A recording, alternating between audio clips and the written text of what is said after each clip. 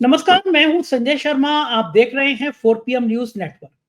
क्या एक बहुत प्लानिंग के तहत, एक बहुत साजिश के तहत पूरे देश भर में ये तैयारी कर ली गई है कि चुनाव वही होंगे जो भारतीय जनता पार्टी की वोटर लिस्ट कहेगी।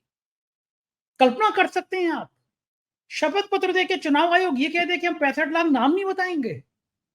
एक कंप्यूटर का एक क्लिक पे 65 लाख नाम आ जाएंगे। तो क्या विपक्ष के इस आरोप को सही मान लें कि जिनके नाम काटे गए हैं वो मुसलमान हैं, दलित हैं, पिछड़े हैं, इसलिए उनका नाम नहीं बता रहे? बहुत सीनियर जर्नलिस्ट हैं राजेश बादल जी।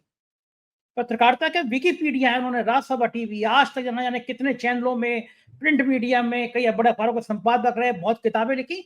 एक लंबा इतिहास रहा है पत्रकारिता का। बहुत लंबे समय तक उन्होंने संसद टीवी और राज्यसभा टीवी को देखा है, संसद चलते हुए देखी।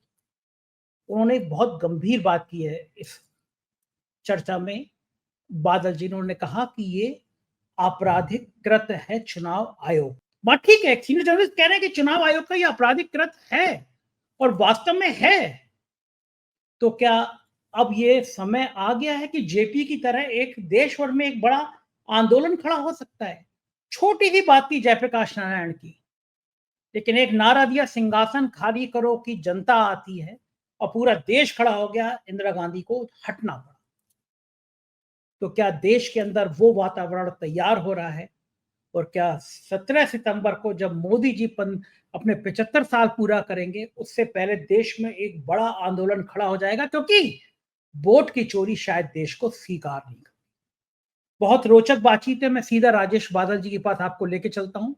आप एक बार सुनना शुरू करेंगे तो अंत तक सुने बिना रह नहीं पाएंगे। आपसे रिक्वेस्ट है, चैनल को सब्सक्राइब करिए, ज्वाइन करिए, और सीधा चलते हैं राजेश जी के। 4 PM न्यूज नेटवर्क में स्वागत है राजेश बादल जी आपका।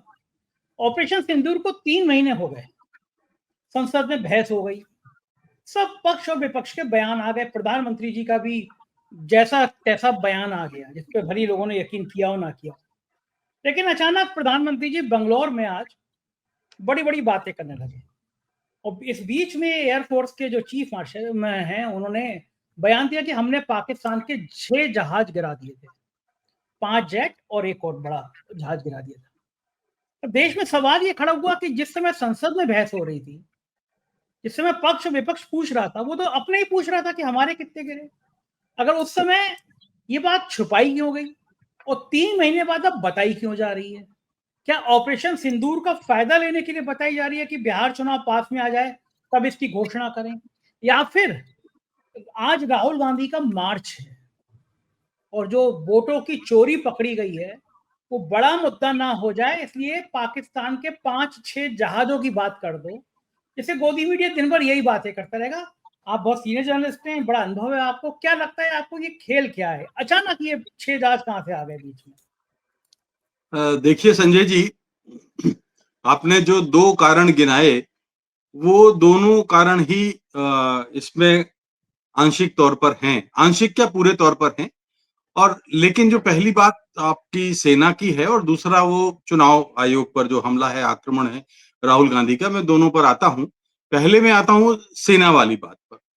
देखिए, ये बात सही है कि वायुसेना अध्यक्ष ने कहा कि हमने जो है उनके पाकिस्तान के 5 फाइटर जेट गिराए थे, और उसके बाद उस आपको अगर याद हो तो थल सेना अध्यक्ष ने भी कुछ बात कही। लेकिन अगर आपको याद है कि राहुल गांधी ने सदन में जो कहा था, लोकसभा में जो भाषण दिया था, उस भाषण में उन्होंने साफ कहा था कि जब हमारी सेनाओं को पूरी छूट दी गई थी, सारी आजादी थी, हर तरह के एक्शन की आजादी थी, तो फिर अचानक ये यू टर्न क्यों लिया हमने?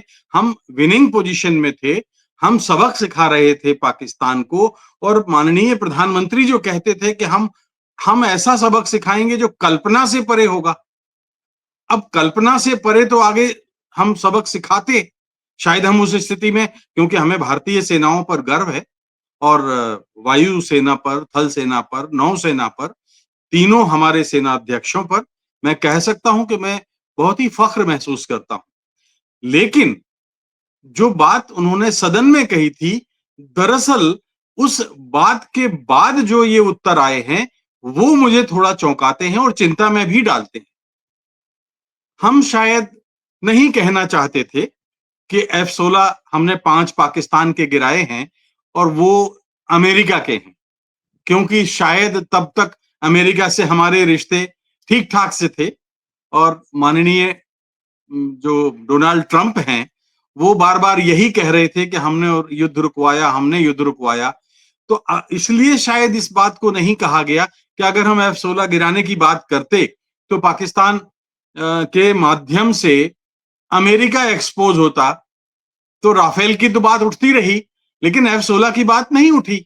अब चूंकि अमेरिका के साथ हमारे रिश्तों में तनाव है, अमेरिका के साथ हमारा जो संबंध है इन दिनों घनघोर ऐतिहासिक तौर पर बहुत ही खिंचाव भरा है, तो अब ये दुनिया को बताया गया है कि ये देखिए, अमेरिका की जो बहुत ही तेज तर्रार प्रणाली है लड़ाकू विमानों की, वो भी हमारी वायुसेना गिरा सकती है। तो एक इससे दो संकेत जाते हैं, मतलब एक तीर से दो निशाने। पहला निशाना तो ये कि अमेरिका की बदनामी हुई है, इसमें कोई शक है ही नहीं। हमने राफेल की बात इसलिए नहीं की कि राफेल फ्रांस के थे, तो राफेल दूसरे देश के थे, तो राफेल के बारे में हमारी चुप्पी शायद उस वजह से हो सकती है, लेकिन यकीनन अमेरिका की तो किरकिरी हुई है। तो एक कारण तो ये है, और दूसरा निशाना राहुल गांधी की उस बात का उत्तर कि हमारी राजनीतिक इच्छा शक्ति कमजोर थी। हमारी सेनाएं तो कह चुकी थी कि हम बिल्कुल, हमें आजादी दीजिए, हम सब मार करने को तैयार हैं, लेकिन ऐसा नहीं हो पाया और राजनीतिक इच्छा शक्ति नहीं होने के कारण हम प्रधानमंत्री का वो कथन व्यवहार रूप में हमारी सेनाएं परिणित नहीं कर पाई कि हम आतंकवादियों को उनकी कल्पना से भी ऊपर जाकर के उसका वो करेंगे, सजा देंगे उनको। तो ये जो है, क्योंकि देश चाहता था इस बार, भारत की आजादी के बाद संजय जी पहली बार ऐसा हुआ जब पर्यटकों का संहार हुआ, पर्यटकों को इस तरह से निशाना बनाया गया। तो ये पूरा देश, उसमें अलग अलग वर्गों के, अलग अलग जातियों के, अलग अलग प्रदेशों के लोग थे, अलग अलग वर्गों के लोग थे, व्यवसायों के लोग थे, कारोबारी थे, नौकरी पेशा थे, सभी वर्गों के लोग थे। तो एक तरह से ये देश उबल रहा था, और जब ये उबाल था चरम पर कि भाई अब तो आर पार हो जाना चाहिए, अचानक आप यू टर्न एक डीजीएमओ की कॉल से ले लेते हैं। ये कहा गया कि डीजीएमओ की कॉल आई साहब, और हमने एक्सेप्ट कर ली कि माई बाप माफ करो।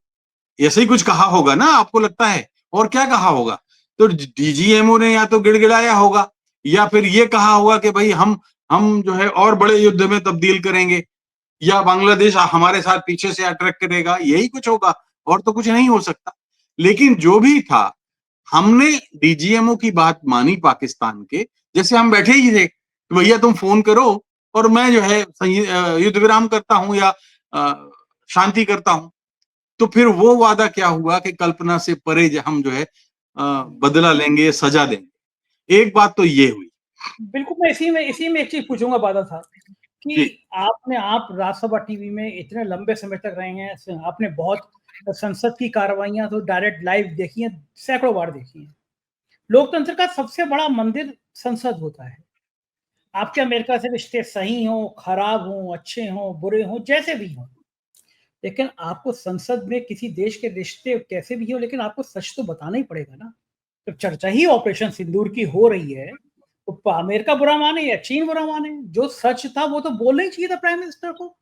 यानी संसद में छुपाया गया या संसद में झूठ बोला गया। जो आप कह रहे हैं, यही इस देश का हर नागरिक, हर मतदाता चाहता है, और इस हर मतदाता की इच्छा का प्रतिनिधित्व राहुल गांधी ने किया था। राहुल ने यही तो कहा था ना कि अगर श्रीमान ट्रंप झूठ बोल रहे हैं तो आप बोल दीजिए ना कि ट्रंप झूठा है। उसने 32 बार या 30 बार या 31 बार ये अनर्गल प्रलाप किया है कि भाई हमने युद्ध रुकवाया। तो क्यों ना तो आपने नाम लिया, ना आपने उसका ये कहा कि वो झूठ बोल रहा है। तो राहुल गांधी के रूप में इस देश का हर मतदाता ये जानना चाहता है कि आखिर सच्चाई क्या है। और संसद वो मंदिर है संजय, वो सर्वोच्च मंदिर है हमारे लोकतंत्र का, जिसकी देहरी पर आकर के हम सारे नतमस्तक होते हैं। हमारे प्रधानमंत्री भी कई बरस पहले हुए थे, लेकिन बाद में तो अब संसद में प्रतिपक्ष की उपेक्षा करके उन्होंने उस लोकतंत्र का एक हिस्सा ही काट दिया एक तरह से। मेरे, अगर मैं काटना शब्द अगर आप उचित ना समझे तो मैं ये कहता हूं कि उसको एक तरह से हाशिए पर ला दिया। तो एक तो बात ये है। दूसरी बात ये है कि आप देखिए ना कि लोकसभा में राहुल गांधी का जो पद है अब केवल एक सामान्य सांसद का नहीं है, उनका एक वैधानिक पद है, उनके कुछ अधिकार हैं, और देखा जाए तो प्रधानमंत्री के बाद अब प्रतिपक्ष की ओर से वो जो है वो सर्वोच्च पद राहुल गांधी का है। तो जब वो बात करते हैं, आप जो कह रहे थे कि लोकसभा में जिस तरह से वो बोल रहे थे, मैं एक उदाहरण याद कर रहा हूं कि कहीं तो उनको बोलने नहीं दिया जाता, कहीं उनको रोक दिया जाता है, कहीं उनका माइक ऑफ कर दिया जाता है, और कभी तो फिर लोकसभा अध्यक्ष खुद इस तरह की बातें करते हैं कि उस नेता प्रतिपक्ष का या वक्ता का ध्यान बढ़ जाए। अब आपको याद होगा कि एक मौके पर तो उन्होंने, जब वो सर्वाधिक आक्रोश में थे और सबसे महत्वपूर्ण कमेंट कर रहे थे, तब नेता प्रतिपक्ष ने कितनी हल्की, लोकसभा अध्यक्ष ने कितनी हल्की बात कही कि अरे श्रीमान, हाथ ऐसे मत थपथपाइए कि वो टेबल टूट जाए। अरे भाई साहब, नई संसद का सेंट्रल हॉल बना है वो, लोकसभा अध्यक्ष खुद अपनी टेबल तोड़ के दिखा दे हाथ थपथपा के बाद। अगर वो टूट जाए तब फिर माना जा सकता है कि किसी सदस्य के हाथ थपथपाने से वो टेबल टूट सकती है, और नहीं तो फिर उसकी लकड़ी जो यूज की गई उस पर शंका है, उसके फिर निकलवाने चाहिए उसका कि उसमें बिल क्या है, कितना पेमेंट हुआ, वो लकड़ी कौन सी लगी थी, वो लकड़ी थी कि नहीं थी, प्लास्टिक तो नहीं है जो हाथ मारने से टूट जाए।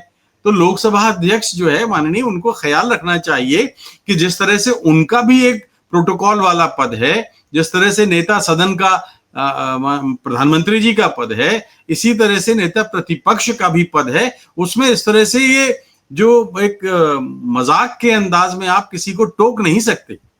तो एक बात तो ये है, तो इसलिए उनको, तभी तो उनको बाहर के बात कहनी पड़ती है। अन्यथा आप ये बताओ कि जो चुनाव आयोग के बारे में जो बात कही, संसद के भीतर जो बात कही जाती है, उस पर कोई एजेंसी, कोई संस्था उस पर सब उंगली नहीं उठा सकती और उस पर कोई इस तरह से बात नहीं कर सकती। लेकिन जब राहुल गांधी ने बाहर बोला, प्रेस कॉन्फ्रेंस की, तो मुख्य चुनाव आयुक्त आते हैं और उनसे शपथ पत्र मांगते हैं। अब भाई, शपथ पत्र में एक उदाहरण ही दूंगा कि संजय, नेता प्रतिपक्ष होने के नाते जिन समितियों में राहुल गांधी होते हैं, उसमें मुख्य चुनाव आयुक्त को भी चुनने वाली समिति है, चुनाव आयुक्त को चुनने वाली भी समिति है, सीबीआई के डायरेक्टर को भी चुनने वाली समिति है। तो कोई नियुक्त किया गया अनुबंधित अधिकारी या व्यक्ति या शीर्ष संस्था का व्यक्ति अपने को चुनने वाले से शपथ पत्र मांग रहा है, जिसके चुनाव में नेता प्रतिपक्ष शामिल रहे हों। ये क्या एक हास्यास्पद स्थिति नहीं है? एक बात। और दूसरी बात, अगर आप मान लीजिए, वैसे तो मुझे नहीं लगता, क्योंकि राहुल गांधी का तर्क ठीक है कि उन्होंने संविधान की शपथ ली है संसद में, तो संविधान की शपथ का उल्लंघन कोई सांसद नहीं करता। तो फिर किस बात का शपथ पत्र भाई? जिसने संविधान की शपथ ली हो, संविधान से बड़ी और शपथ क्या हो सकती है? और मान लीजिए कि अगर शपथ पत्र दे दिया राहुल गांधी ने, आप चाहते क्या हैं? शपथ पत्र में यही तो लिखेंगे ना कि आप कर्नाटक में महादेवपुरा सीट में 1 लाख मतदाताओं ने कई बार मतदान किया या कुछ ऐसे हुआ, और जो महाराष्ट्र में गड़बड़ ये हुई और मध्य प्रदेश में गड़बड़ हुई। अब तो देखिए हर राज्य से पोल खुल रही है। आज के स्थान, एक अखबार का नाम मैं अभी नहीं लूंगा, लेकिन उस अखबार ने तो कल भी और आज भी लगातार जो तथ्यात्मक आंकड़े दिए हैं, उसमें है कि एक एक पते पर 400-400, 500-500 लोग रह रहे हैं। तो ये एक अजीब सी बात है कि एक तो बात यह है कि अगर उन्होंने शपथ पत्र दे दिया तो फिर मुख्य चुनाव आयुक्त तो इस्तीफा देंगे, भाई हम तो अपनी जांच कर चुके हैं, मेरी जांच पक्की है, मैं प्रेस कॉन्फ्रेंस में सारी दुनिया के सामने, सारे सैटेलाइट चैनल्स के सामने बोल रहा हूं, तो मैं तो अपनी बात और संविधान की शपथ लेके बोल रहा हूं, तो उसमें तो शंका का कोई सवाल ही नहीं उठता। लेकिन मुख्य चुनाव आयुक्त जिस तरह से निंदा पर उतर आए हैं नेता प्रतिपक्ष की, उससे यह लगता है कि जैसे कोई एम्प्लॉय अपने एम्प्लॉयर के खिलाफ बगावत पे उतर आया है, ऐसा अटपटा लगता है मुझे। क्योंकि वो समिति में राहुल गांधी है ना। आप बताइए, आपका कोई साथी आप पे अगर सवाल उठाएगा तो क्या वो उचित होगा? नहीं होगा ना। तो ये एक बात है। दूसरी बात ये है कि अगर राहुल गांधी कोई बात कह रहे हैं तो चुनाव आयोग की गंभीरता ये कहती है संजय भाई कि भाई ठीक है, माननीय नेता प्रतिपक्ष जी, आपने आंकड़े जो दिए हैं, हम जो है इसकी जांच कराते हैं, दूध का दूध पानी का पानी करेंगे, यही तो कहेंगे ना। अब कहेंगे कैसे? लेकिन जो आंकड़े राहुल गांधी ने उठाए हैं वो तो चुनाव आयोग की वेबसाइट से उठाए हैं। अब जो वेबसाइट से बहुत सारे वो आंकड़े गायब हैं, तो अगर वो आंकड़े गायब हैं और वेबसाइट पर नहीं हैं, तो आप माना क्या जाए कि जो चुनाव आयोग ने अपनी वेबसाइट पर जो आंकड़े दिए हैं वो झूठे थे, जो महीनों से, जो सालों से झूठे पड़े हुए थे। मतलब एक साल तो हो ही गया 2024 के इलेक्शन के बाद। तो एक बात तो ये मुझे बड़ी अटपटी लगती है कि चुनाव आयोग को तो बजाय खेद प्रकट करने के, माफी मांगने के, वो आक्रामक हो रहे हैं। आक्रामक, अगर कल के रोज शपथ पत्र देके और इस्तीफा नहीं दिया मुख्य चुनाव आयुक्त ने, तब तो नेता प्रतिपक्ष सुप्रीम कोर्ट में जा सकते हैं। फिर तो सुप्रीम को कि हमने भाई शपथ पत्र भी दे दिया, प्रेस कॉन्फ्रेंस भी दे दिया, संविधान की शपथ भी उठा ली और आपने वेबसाइट से आंकड़े गायब कर दिए। सुप्रीम कोर्ट तो मुख्य न्यायाधीश की, मुख्य चुनाव आयुक्त की क्या गत बनाएगा फिर? और माफ करना संजय भाई, अब मैं इसको स्वतंत्र संवैधानिक निकाय नहीं मानता जो भारत के संविधान में उल्लिखित है। क्यों? इसलिए कि अब उसके चुनाव से मुख्य न्यायाधीश, माननीय सर्वोच्च न्यायालय के मुख्य न्यायाधीश को हटा दिया गया है। तो अब तो ये एक इवेंट एजेंसी है, भारत सरकार का एक डिपार्टमेंट है जो चुनाव कराता है। तो हम उस पर निष्पक्षता का हम उम्मीद कैसे कर सकते हैं? क्योंकि उसमें सर्वोच्च न्यायालय का मुख्य न्यायाधीश तो है नहीं और हमारे पास कोई स्पष्टीकरण नहीं है कि मुख्य न्यायाधीश को क्यों हटाया गया, आज तक नहीं है। अगर आपके सामने कोई स्पष्टीकरण आया हो तो मुझे बता सकते हैं। मुझे तो नहीं याद आता कि सरकार की तरफ से कि भाई हम इस वजह से नहीं कर पा रहे हैं कि हमने 10 बार बुलाया और मुख्य न्यायाधीश जी आए नहीं, इसलिए हमने हटा दिया, या कोई और कारण के मुख्य न्यायाधीश ने लिख के दिया था इसलिए हटा दिया, या कोई और कारण हो तीसरा। तो ये बात अगर सामने आती है तभी तो हम बात कह सकते हैं। तो स्वतः चुनाव, जितना निर्वाचन आयोग विरोध करेगा उतना ही वो अपने पर अविश्वास और अपने पर उंगलियां उठाने वालों को मौका देगा। जी बिल्कुल ठीक कह रहे हैं आप कि जितना उंगली उठाने का मौका मिलेगा उतना ही जनता में अविश्वास बढ़ेगा। अब दो बातें हैं, 65 लाख वोट काट दिए गए बिहार में। आज खबर निकल के आ रही है सामने कि चुनाव आयोग ने शपथ पत्र दे दिया है सुप्रीम कोर्ट में, कहा कि हम इन 65 लाख के नाम नहीं बता पाएंगे, पता भी नहीं बता पाएंगे। हजारों नाम सोशल मीडिया पे ऐसे आ रहे हैं जैसे बनारस में एक व्यक्ति के 35 जाने 42 बच्चे निकल आए और सब बच्चे 34-35 साल के निकल आए। बिहार में 124-130 साल की महिला का नाम हो गया, एक कुत्ते का नाम आईडी बन गया। लेकिन 65 लाख नाम कौन से काटे ये हम नहीं बताएंगे। मतलब ये तो शुद्ध गुंडागर्दी का नमूना है कि हम लोकतंत्र की हत्या करेंगे, कैसे करी ये नहीं बताएंगे। सुप्रीम कोर्ट में कह रहे हैं हम नहीं बताएंगे। भाई 65 लाख लोगों के नाम पे क्लिक पे आ जाएंगे। आजकल बैंक हैं, आप देखिए बटन दबाना है कि कौन से 65 लोग, सब सॉफ्टवेयर है, 1.5 से 2 मिनट का काम है। लेकिन 65 लाख कौन है ये नहीं बताएंगे। क्या शक है, जैसा विपक्ष कहता है कि ये अल्पसंख्यक हैं, मुसलमान हैं, दलित हैं, पिछड़े हैं, छांट के इनके नाम काटे गए हैं इसलिए नहीं बता रहे। और अगर राजेश नहीं बताएंगे तो आपको क्या लगता है सुप्रीम कोर्ट का फैसला क्या आने वाला है? देखिए, अभी हम शपथ पत्र की बात कर रहे थे कि चुनाव आयोग राहुल गांधी से शपथ पत्र मांग रहा है और निर्वाचन आयोग ने जो शपथ पत्र दिया है ये संवैधानिक अपराध है, अपराध कह रहा हूं मैं। जो सर्वोच्च न्यायालय को प्रस्तुत शपथ पत्र में उसने कहा है कि हम 65 लाख नाम नहीं दे सकते। राहुल गांधी क्या कह रहे हैं कि आप श्रीमान soft copy, soft digital version क्यों नहीं रख सकते? आपने हटाए क्यों? यही तो कह रहे हैं ना वो। आप सारे देश का बैंकिंग नेटवर्क, रिजर्व बैंक का नेटवर्क, इतनी लाखों संस्थाएं हैं, बैंक हैं, बैंकिंग इंडस्ट्री से जुड़े लोग हैं, करोड़ों अकाउंट्स हैं, पलक झपकते एक बटन दबाने पे साथ आ जाता है, सबकी जानकारी सामने आती है। आप 65 लाख की जानकारी नहीं दे सकते हैं, और अगर आप 65 लाख की आज जानकारी नहीं देंगे तो कल फिर तो आपके ऊपर सवाल उठेंगे। भाई वो 65 लाख आपने गायब किए हैं क्योंकि आपका इरादा था, क्योंकि आप उन मतदाताओं को भारत के में मताधिकार से वंचित करना चाहते थे। अब कौन थे, क्या थे? मैं तो ये कहता हूं, मैं तो जातियों में भी नहीं जाता हूं कि वो जैन थे, बौद्ध थे, अल्पसंख्यक थे, या हिंदू थे, या मुसलमान थे, क्या थे। मैं तो ये कहता हूं वो भारतीय थे। लेकिन 65 लाख भारतीय, मतलब ये तो कमाल की बात है। आधा प्रतिशत आबादी को आप बात कर रहे हैं। और ऐसी स्थिति फिर आप अभी मध्य प्रदेश में कटवाएंगे, फिर आप राजस्थान में कटवाएंगे, फिर आप छत्तीसगढ़ में कटवाएंगे, फिर जहां जहां भी आपकी डबल इंजन की सरकारें हैं वहां कटवाएंगे।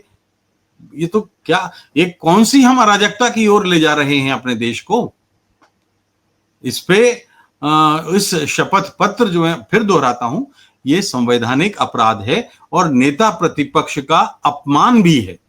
मैं आपको अपमान और सम्मान की बात इतना बता दूं कि ठीक है, देखिए वैसे तो 1969 में नेता प्रतिपक्ष का पद अस्तित्व में आया था, और उसके बाद जनता पार्टी की सरकार में इसके अधिकारों में और वृद्धि की गई थी। कांग्रेस की सरकार नहीं थी तो और सबसे ज्यादा नेता प्रतिपक्ष का जो पद रहा है, लाभ का पद नहीं है, ये लाल कृष्ण आडवाणी जी के पास रहा है। मैंने शायद बताया था अभी कि 5 साल से ज्यादा वो जो है नेता प्रतिपक्ष रहे हैं, और भारतीय जनता पार्टी को 16 साल 321 दिन नेता प्रतिपक्ष का पद मिला है।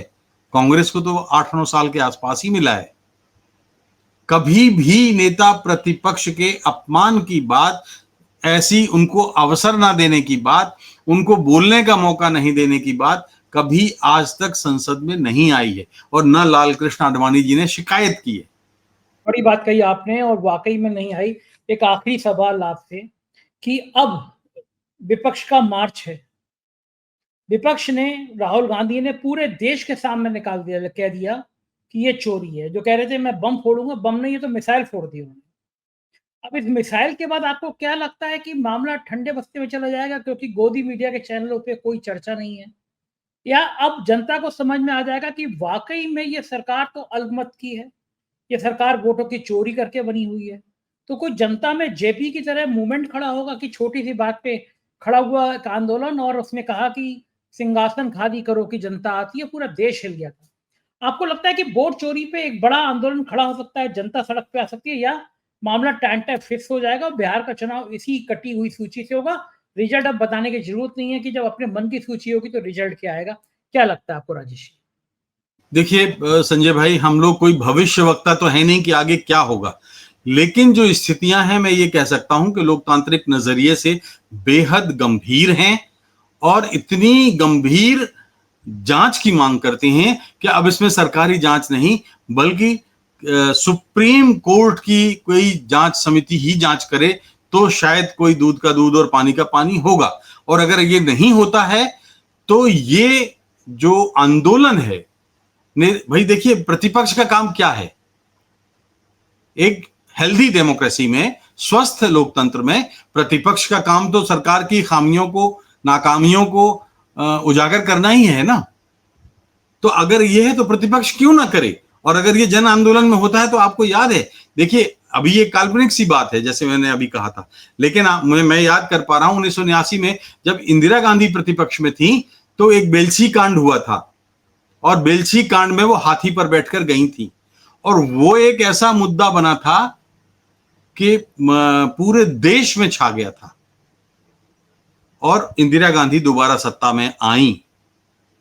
और मैं ये नहीं कहता कि कांग्रेस ने ही उसका लाभ लिया है, एक और उदाहरण मैं देना चाहता हूं कि जैसे राजीव गांधी, ठीक है, बाद में सारी जांचों से बरी हो गए, लेकिन उस वक्त माननीय विश्वनाथ प्रताप सिंह ने एक डायरी दिखाया करते थे और वो डायरी में कहते थे कि वो फोर्स वालों के नाम है, वो कुछ नहीं था, चूचू का मुरब्बा निकला, कुछ भी नहीं निकला उसमें, लेकिन एक हवा बना दिया, एक जो गलत मुद्दे पे।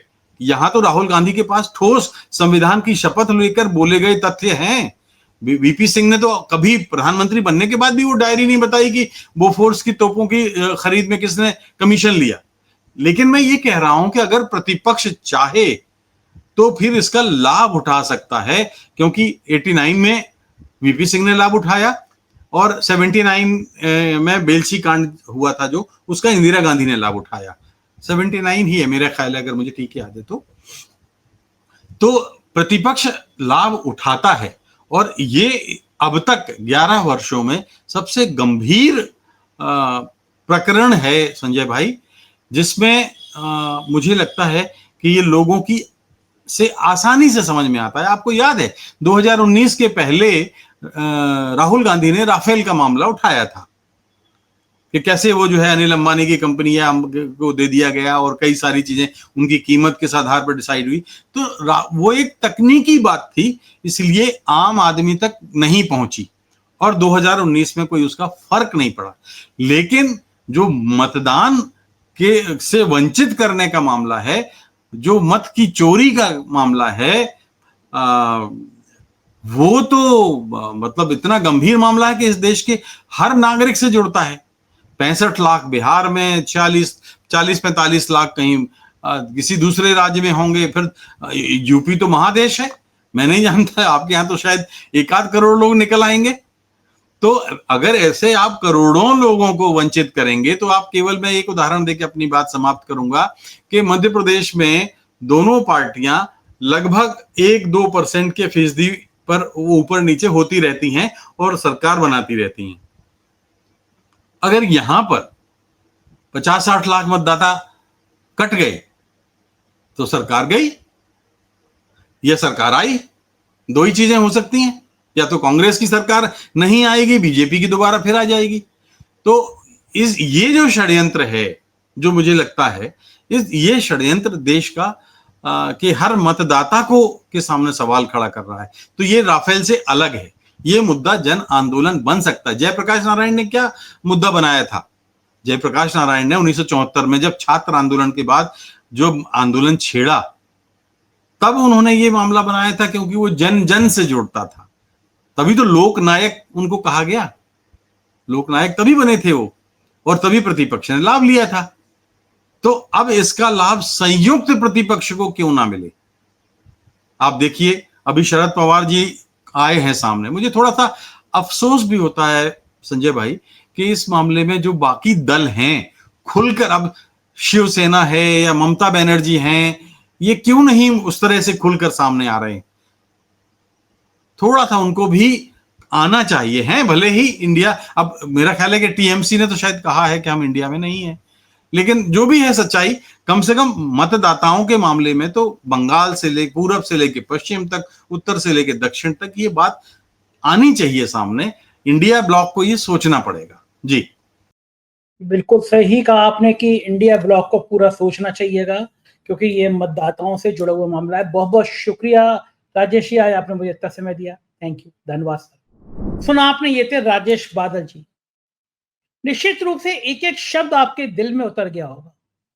अब आपकी भी जिम्मेदारी है, आप सोशल मीडिया पे, प्लेटफॉर्म पे, चर्चाओं में ये बात कहें कि चुनाव आयोग को उन 65 लाख लोगों के तो नाम सार्वजनिक करना ही चाहिए जिनके नाम काटे गए हैं। ये हो क्यों नहीं रहा? आप बताइए, आप क्या सोचते हैं? कमेंट करिएगा, अपनी राय बताइएगा। बहुत बहुत शुक्रिया, थैंक यू।